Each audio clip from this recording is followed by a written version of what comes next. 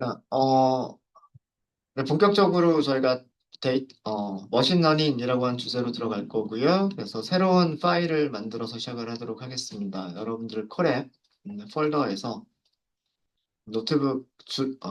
콜앱 노트북을 새로 하나 만들도록 할게요.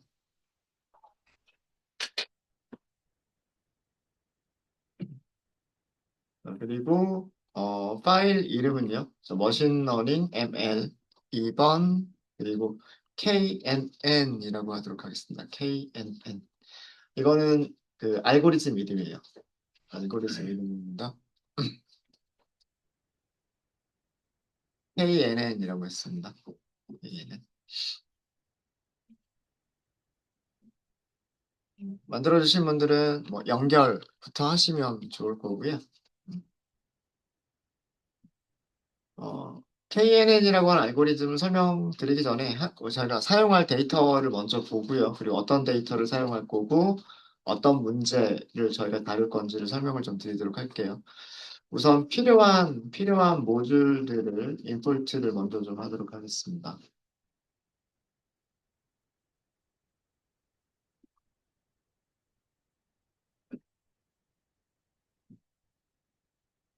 우리가 배열들을 사용하기 위해서 넘파이를 직접 이용할지 아닐지는 모르겠지만 넘파이를 임포트를 하고요. 그 다음에 데이터 프레임을 만들어야 되기 때문에 판다스 임포트 할 거고요. 그 다음에 그 데이터를 분석하는 과정에서 시각화도 할 거예요. 그래서 매트플러리 임포트를 하시고 매트플러리 직접 이용하시는 것도 되지만 시본 이용하시면 조금 더 편리하게 그래프를 그릴 수가 있죠. 그래서 SNS.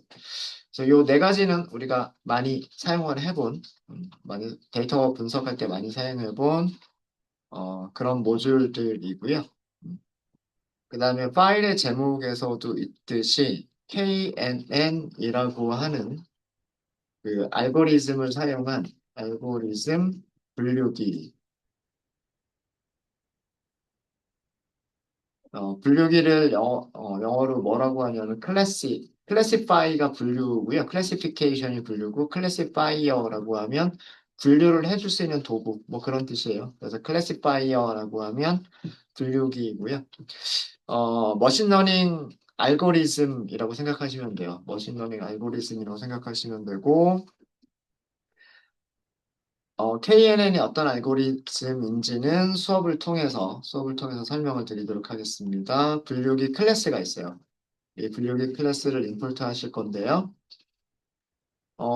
얘는 from으로 할 겁니다. 그리고 저희가 사용할 모듈 이름은 scikit-learn이라고 하는 모듈이에요. scikit-learn.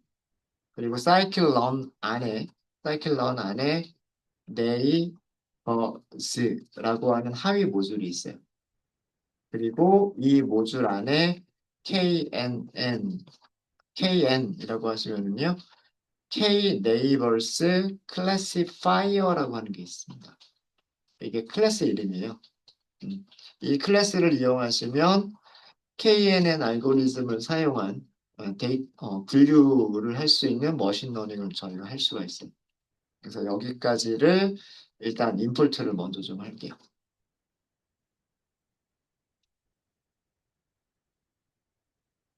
사실 이 임포트는 사용하기 직전에만 임포트를 하면 되기 때문에 필요한 그 순서에 맞춰서 코드 셀들을 추가해 나가다가 필요할 때 그 필요한 모듈을 하나씩만 임포트를 하셔도 상관은 없지만, 그래도 상관은 없지만, 어, 이 파일에서 사용되어지는 모든 모듈들을 그 한 곳에서 정리하기 위해서 저는 그냥 이렇게 한 곳에서 정의를 했습니다. 그리고 혹시 뭐 수업을 진행하면서 필요한 다른 모듈들이 또 있으면은요, 여기로 올라와서 더 추가를 하도록 할게요. 자, 우선 데이터를 먼저 준비를 해보도록 할게요. 데이터 준비를 먼저 좀 하도록 하겠습니다. 데이터는 그 여러분들이 받으신 교재의 저자가 GitHub에 업로드를 한 CSV 파일이 있어요. 그래서 그 파일을 그대로 이용을 할 겁니다. 파일이 있는 주소는요.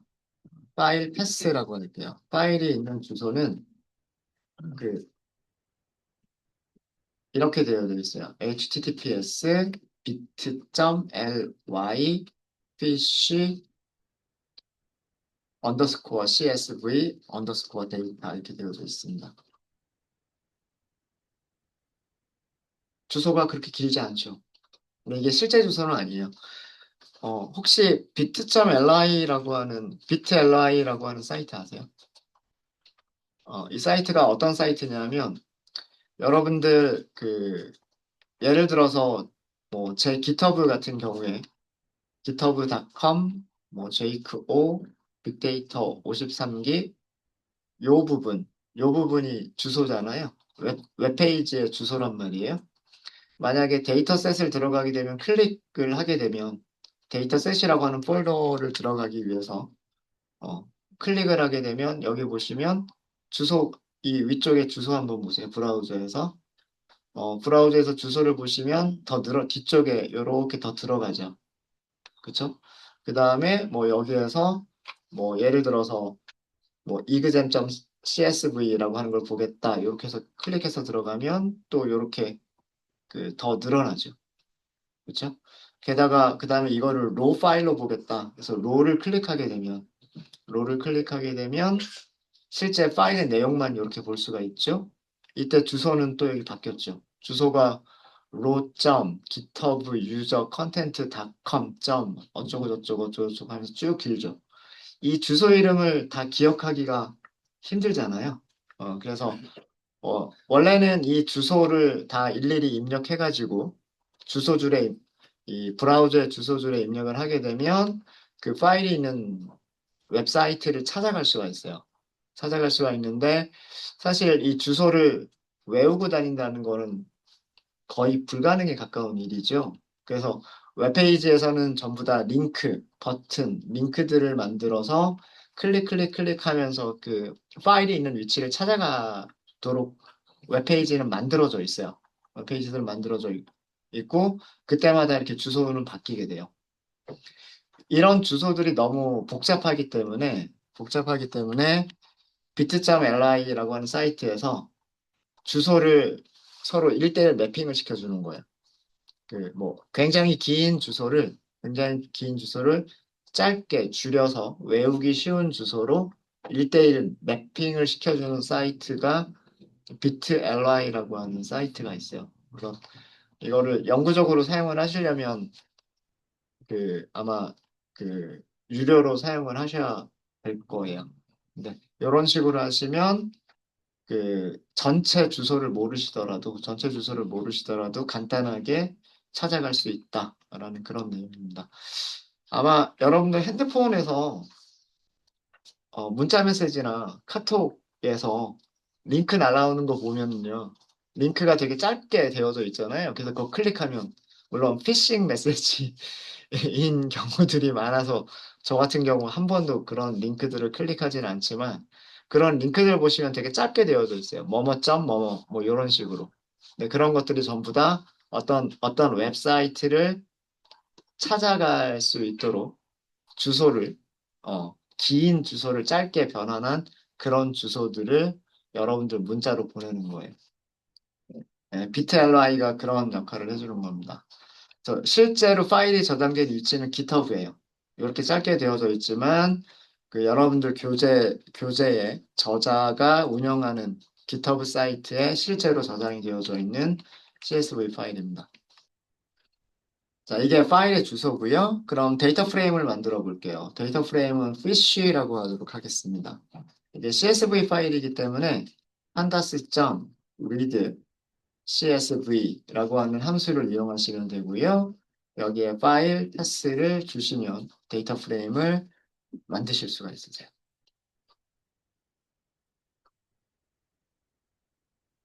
데이터 프레임의 앞에서 몇 개만 출력을 해볼까요? 앞에서 5개만 한번 출력을 해볼게요. 이렇게 만들어진 데이터 프레임입니다. 데이터 프레임은 간단해요. 간단하고요. 첫 번째 컬럼은 스피시즈라고 그래서 물고기의 종류를 의미를 해요. 물고기의 종류를 의미하고요. 두 번째 컬럼은 웨이트, 그 물고기의 무게입니다. 물고기의 무게고요.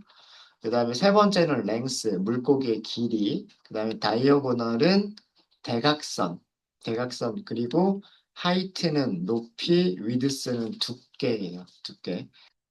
이게 무슨 얘기냐면 어떤 물고기를 제가 그림은 잘 못 그리겠지만 네.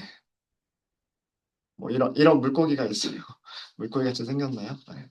무게를 저울에 무게를 잴 수가 있겠죠. 그게 웨이트고요.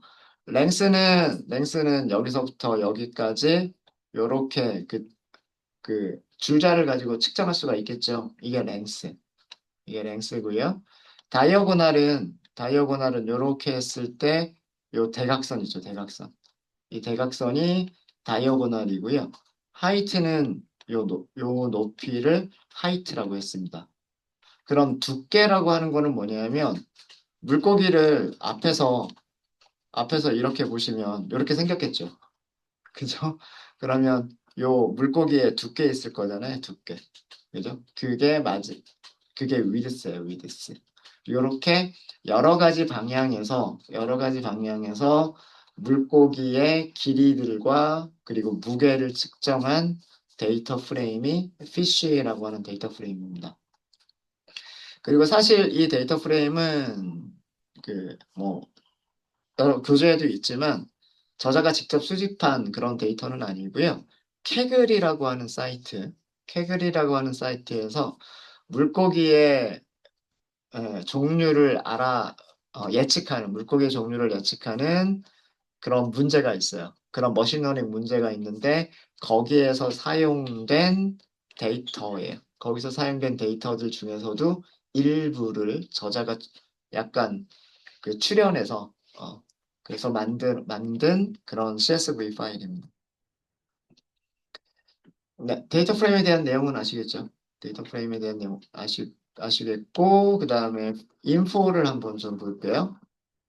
인포를 보시면, 네, 데이터 프레임으로 만들어져 있고요. 전체 159개의 행을 가지고 있습니다. 그러니까 물고기가 159마리가 있는 거예요. 물고기 159마리가 있고, 159마리의 종류들, 뭐, 물고기 종류들 뭐가 있을까요? 뭐, 요즘이 방어철인가요? 방어도 있을 거고, 뭐, 농어도 있을 거고, 그죠? 광어도 있을 거고, 그런 종류들이 159마리가, 여러 가지 종류들이 159마리가 있다는 얘기예요. 그 다음에 컬럼은 여기 우리 데이터 프레임 출력한 거에서 아실 수 있겠지만 컬럼은 6개, 6개가 있고요. 그 6개의 컬럼에는 널은 하나도 없어요. 그러니까 아주 깨끗하게 정리가 되어져 있는 그런 데이터 프레임이고요. 물고기의 어종만 문자열로 되어져 있고요. 어종만 문자열로 되어져 있고, 나머지 5개의 컬럼들은 전부 다 소수점이 있는 실수들로 만들어져 있습니다. 그래서 그렇게 어렵지 않고, 크지 않은 간단한 그런 데이터 프레임입니다. 네, 되셨죠? 그래서 데이터 프레임이 제대로 만들어졌다라고 하는 거를 확인했고요. 그냥 데이터 프레임 내용들도 살펴봤어요. 머신러닝이라고 하는 걸 하기 전에 저희는 그 데이터를 먼저 데이터 탐색하는 과정을 좀 거쳐야 돼요. 이 데이터들이 에, 어떻게 만들어져 있고, 어떻게 분포하고 있고, 네, 뭐 값들의 분포는 어떻게 되어져 있고, 뭐 평균은 어떻게 되고, 토지 편차는 어떻게 되고, 변수들 간의 상관관계는 있을지, 뭐 이런 것도 살펴보고, 네, 그런 과정들을 어, 머신러닝을 하기 전에 예, 하셔야 됩니다. 해요. 네, 데이터 탐색 과정이고요. 우선 첫 번째로는 데이터 탐색 과정 중에서 첫 번째는 카테고리 변수가 있는지 탐색해 보도록 하겠습니다.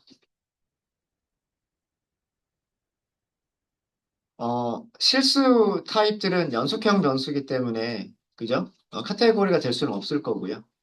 될 수는 없을 거고, 어종 같은 경우에는 물고기의 어종이라고 해봐야 몇 가지 종류밖에 안 되겠죠. 그죠? 그러니까 카테고리의 가능성이 있는 거는 문자열로 이루어진 컬럼이 카테고리일 가능성이 크죠. 찾아볼 수 있는 거는 빈도수를 찾아보면 가장 간단하겠죠. 피쉬라고 하는 데이터 프레임에서 어, 컬럼 하나를 선택하실 때는 점, 그리고 컬럼 이름을 써주시면 되죠. 이게 물고기의 어종이란 뜻이죠. 물고기의 어종. 브림이라고 하는 것부터 스멜트라고 하는 것까지 이렇게 쭉 있고요. 전부 159개가 있어요. 여기에 value, count 이렇게 해서 결과를 한번 보도록 하겠습니다. 어종, 빈도수. 물고기 종류라고 할까요? 물고기 종류, 빈도수. 이 데이터 프레임에는요, 총 100, 물고기는 159마리인데, 물고기는 전부 159마리인데, 종류는 하나, 둘, 셋, 넷, 다섯, 여섯, 일곱. 일곱 개 종류의 물고기가 있어요. 일곱 개 종류의 물고기가 있고요.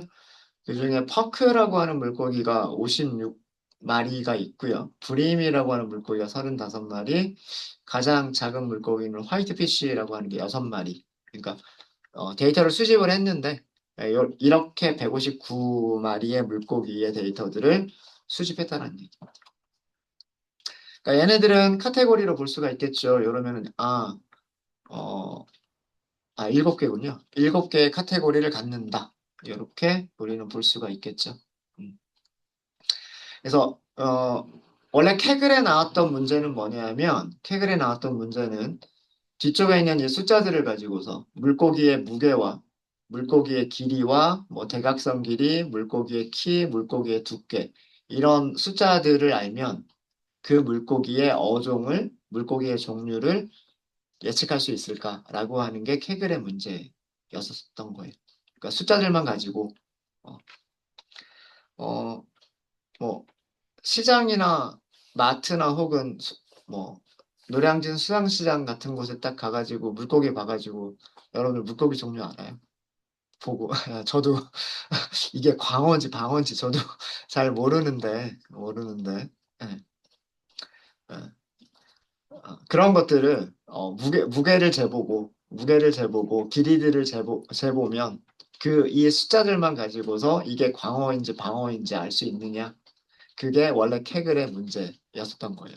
그러니까 이런 문제가 분류에 해당하는 문제인 거죠. 어떤 데이터들을 수집해서 그 데이터들을 가지고서 몇 가지 클래스로 광어냐, 방어냐 등등 그런 어떤 카테고리로 분류를 하겠다라고 하는 게 그게 분류, 클래시피케이션이라고 하는 문제인 거예요. 자, 이거를 우리 그래프로 그려보겠습니다. 요거를 막대 그래프로 그려볼게요. 막대 그래프로. 음. 카운트 플롯을 이용하시면 돼요. sns.count 플롯. 데이터 프레임은 fish죠. fish. 그 다음에 어종을 y축으로 놓겠습니다. x축. 만약에 이거를 그냥 이렇게만 하시면, 이렇게 하시고요. 어, X축을 어종이라고 이렇게 놓게 되면 plt.show까지 하셔야 되겠죠. 네, 세로 막대 그래프가 그려줄 거예요. 세로 막대 그래프가 그려줄 거고, 이거를 Y축에다가 어종을 놓게 되면 어종들이 Y축으로 들어갈 겁니다. 어종들이 Y축으로 들어갈 거고요. 어, 정렬에 문제가 있는데, 만약에 이 밸류 카운트처럼 내림차순 정렬에서 가장 빈도수가 높은 어종을 위쪽에다가 그리고요. 가장 빈도수가 낮은 어종을 밑에다가 가장 아래쪽에다 그리시려면 여기다가 오더라고 하는 파라미터를 주시면 돼요. 순서를 지정하시면 된다는 얘기예요. 순서는, 순서는 어떤 순서로 그릴 거냐면 이 순서대로 그려주면 되죠.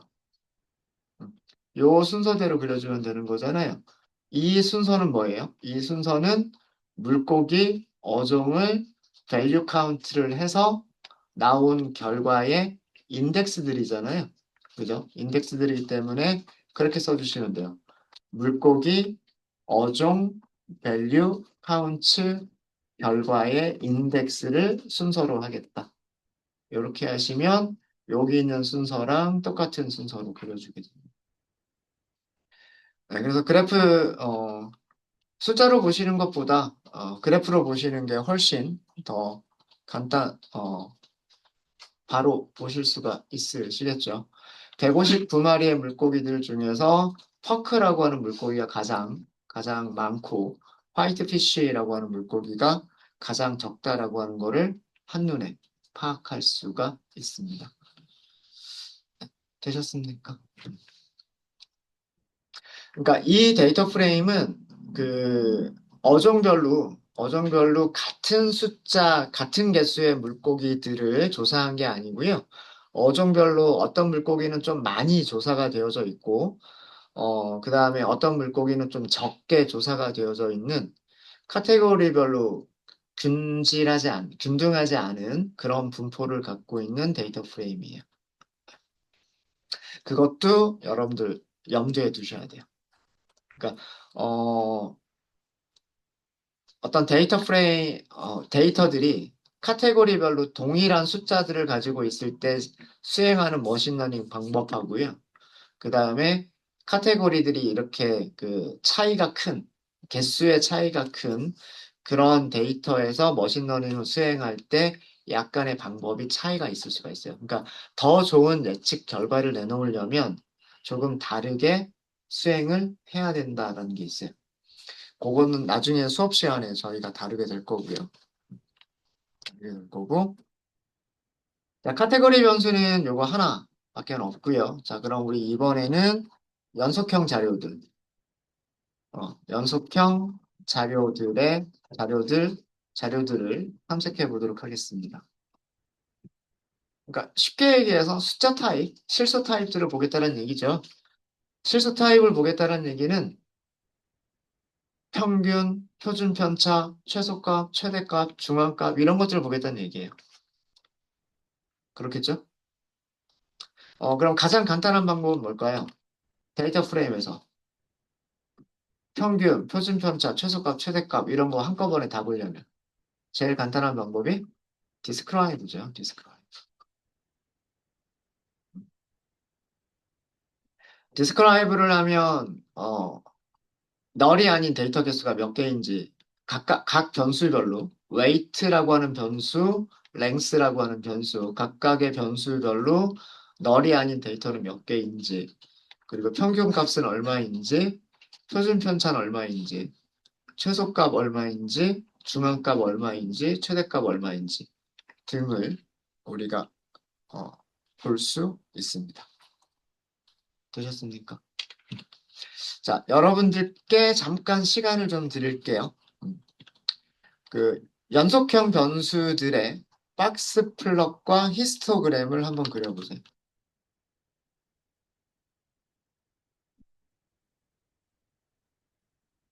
히스토그램과 박스 플롯을 그려 시각화해 보세요.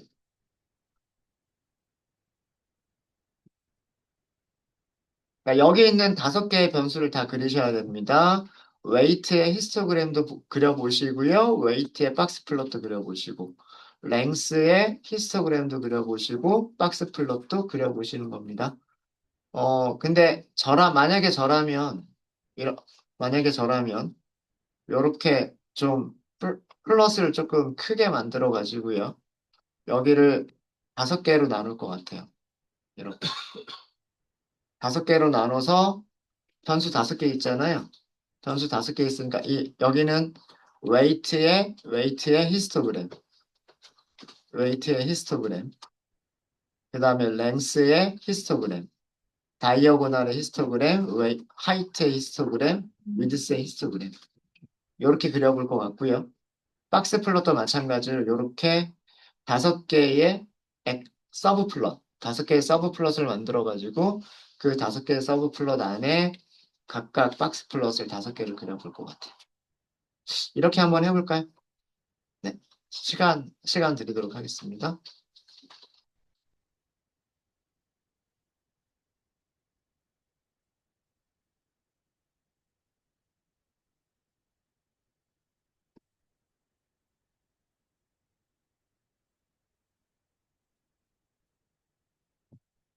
웨이트, 랭스, 다이어고널, 하이트, 그리고 위드스.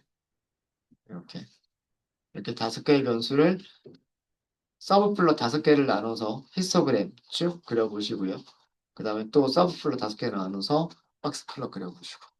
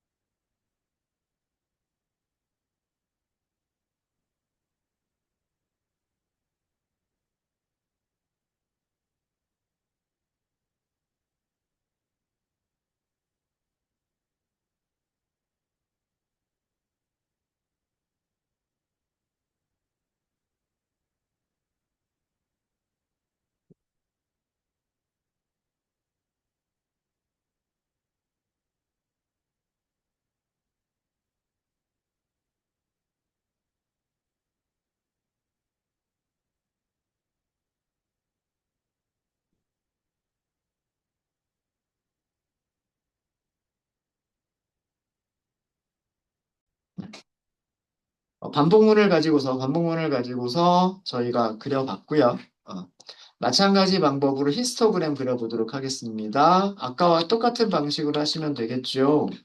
피겨와 서브 플롯, 엑시스들을 만드시면 돼요. plt.서브 플러츠 로우의 개수는 한 개 그대로 하시면 되고요. 컬럼 개수 다섯 개. 여기도 피겨 사이즈를 늘려주도록 하겠습니다. 가로 길이 20, 세로 길이 5. 이렇게 해서 일단 먼저 만들고요. 이거를 먼저 만들고, 아, 사로 할까요? 세로가 너무 긴 것처럼 보여서. 요 정도로 하고요.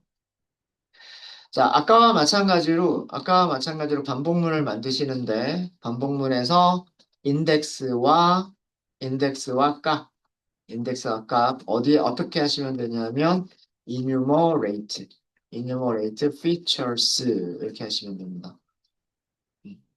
features는 weight, length, diagonal, height, width라고 하는 5개의 문자열을 저장하고 있는 배열이죠. 어, 그럼 0, 인덱스와 문자열 이렇게 하나씩 하나씩 끄집어내 줄 거고요. 우리가 그릴 거는 박스 플롯만 그리시면 되는 거잖아요. 그죠? 박스 플롯이고 데이터 프레임은 fish 그리고 x축, y축으로 할게요. y축, y축을 바라고 하도록 하겠습니다. 변수 이름, 컬럼 이름이죠. 컬럼 이름이고요. 엑시스, 엑시스를 엑시스 인덱스 i번째 이렇게 해서 그리시면 되지 않을까요? 이렇게 5개의 박스 플롯이 그려지게 되죠. 네. 여기서는 변수들을 X축이 아니라 Y축으로 갖다 놓았어요. 이렇게 수직 방향으로 박스를 그리기 위해서 그랬습니다. 그래서 웨이트가 물고기의 무게는 0에서부터 1500g까지, 물고기의 길이는 뭐 10cm에서부터 60cm까지, 뭐 다이어고널, 그다음에 하이트, 위드스 뭐 이렇게 된다라고 하는 것들을 보실 수가 있죠. 음. 이 박스 안의 크기가 159마리의 물고기들 중에서 절반이니까 대략 한 80마리 정도 되겠죠. 80마리의 물고기들이 분포하는 구간이에요. 물고기의 무게가. 그 다음에 80마리의 물고기들이 분포하는 길이가 분포하는 구간이 요 사이 구간이란 얘기예요. 이게 박스 플롯. 그래서 이 박스 플롯에서 그려진 최소값, 1사분위 값, 중위 값, 3사분위 값, 그리고 여기 있는 최대값은 무엇을 시각화한 거냐면 우리가 디스크라이브에서 찾은 최소값, 1사분위, 중앙값, 3사분위, 최대값. 이거를 시각화한 게 이겁니다. 되셨을까요? 네.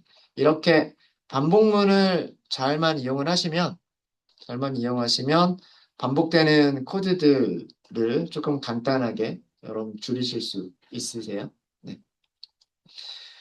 요것도 잘 봐두시면 좋을 것 같아요. 데이터 프레임, 컬럼즈.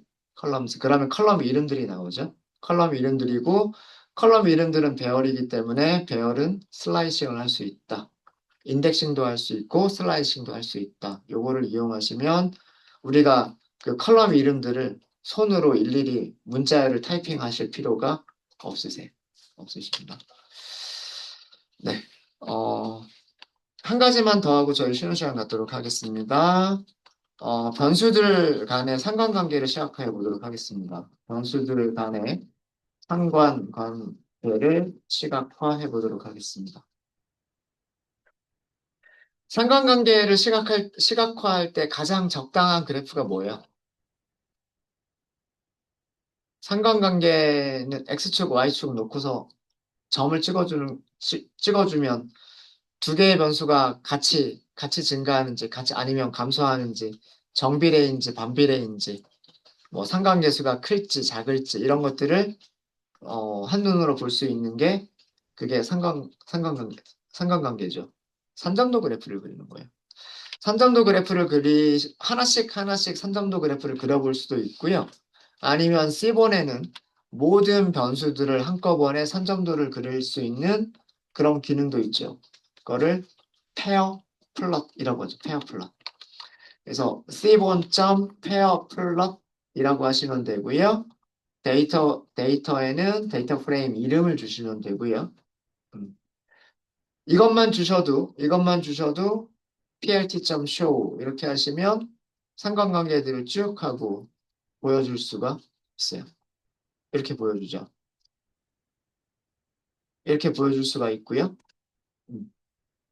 숫자 타입들 변수들만 가지고서 그려졌습니다. 얘가 width. x축은 여기도 width, length, diagonal, height, 그 다음에 weight. 이렇게 돼 있는 거예요. 그래서 그 x축과 y축이 같은 변수이면 히스토그램을 그려주고요. x축과 y축이 서로 다른 변수이면 두 변수들을 x좌표, y좌표로 잡아가지고 이렇게 선점도를 찍어주죠. 이게 페어 플러스입니다. 여기다가 만약에 품종, 어종이라고 하는 거를 색깔로 표시하고 싶으시면 카테고리 변수를 표시할 수가 있죠. hue라고 하는 속성을 주셔가지고 여기에다가 species, 이게 종류란 뜻이니까 물고기의 종류들을 색깔로 표시를 할 수도 있을 겁니다. 이렇게 하면 변수들 간의 상관관계와 그리고 카테고리 변수에 따른 색깔도 한꺼번에 보실 수가 있죠. 여기 범례를 보시면 범례에 각각의 색깔들이 어떤 물고기의 종류들인지 알 수가 있고요. 그리고 그 변수들 간의 상관관계를 보실 수가 있으세요. 이런 모양이면 이거 상관계수 굉장히 큰 거예요. 아마 상관계수 계산해 보시면 굉장히 상관계수가 크다라고 하는 거를 아실 수 있으실 겁니다. 여기가 물고기의 무게고요. 물고기의 무게고, X축은 길이일 거예요, 길이. 그래서 물고기의 길이가 길어지면 당연히 크다는 얘기잖아요. 크면 당연히 무게도 무겁지 않을까요? 그러니까 물고기의 길이가 길어지면 무게도 커진다라고 하는 그런 관계를 보실 수 있어요. 여기는 다이어고널, 대각선 길이일 겁니다. 여기도 마찬가지. 대각선 길이가 길면 무게도 커지는 그런 경향을 보실 수가 있으세요. 여기는 하이트고 여기는 위드스죠. 이거 하이트는 조금 다른 경향을 보이네요. 요런 식으로 되어져 있죠. 네. 어종별로 약간 다르긴 하지만 그래도 하이트가 커질수록 무게도 커지는 경향이 있고요. 두께도 마찬가지로 두꺼워질수록 무게가 무거워지는 그런 경향이 있습니다. 당연하겠죠. 큰 물고기가 무겁고 작은 물고기가 가벼울 거 아니에요. 그죠? 그래서 이런 결과들을 보실 수가 있으세요.